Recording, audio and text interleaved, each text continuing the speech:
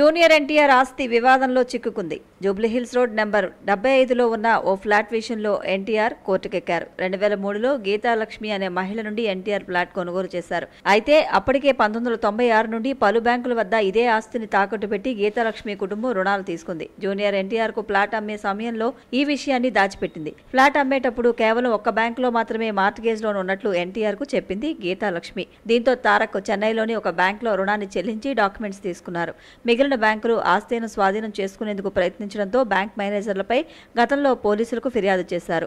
తాజాగా debit recovery ట్రిబ్యునల్లో junior NTR కు వ్యతిరేకంగా ఆర్డర్ రావడంతో హైకోర్టులో పిటిషన్ దాఖలు చేశారు. జూన్ 6న ఈ కేసును విచారిస్తామని హైకోర్టు తెలిపింది. సార్వత్రిక ఎన్నికల ఫలితాలపై రాష్ట్ర వ్యాప్తంగా బెట్టింగులు జోరుగా సాగుతున్నాయి. ముఖ్యంగా కోస్తా జిల్లాల్లో బెట్టింగులు తారాస్థాయికి చేరుకున్నాయి. హోరాహోరీ పోరు ఉన్న నియోజకవర్గాల్లో పందాల జోరు ఎక్కువగా కనిపిస్తోంది.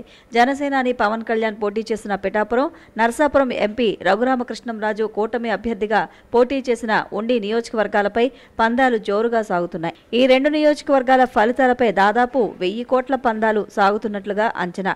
గెలుపు ఓటములపైనే కాదు, మెజారిటీపైన కూడా పందాలు హోరెత్తుతున్నాయి. కొంతమంది అభ్యర్థులపై కోసు పందాలు కూడా సాగుతున్నాయి. అలాగే రాష్ట్రంలో ఏ ప్రభుత్వం అధికారంలోకి వస్తుంది, ఎంత మెజారిటీ వస్తుందన్న అంశాలపై కూడా బెట్టింగ్ జరుగుతోంది.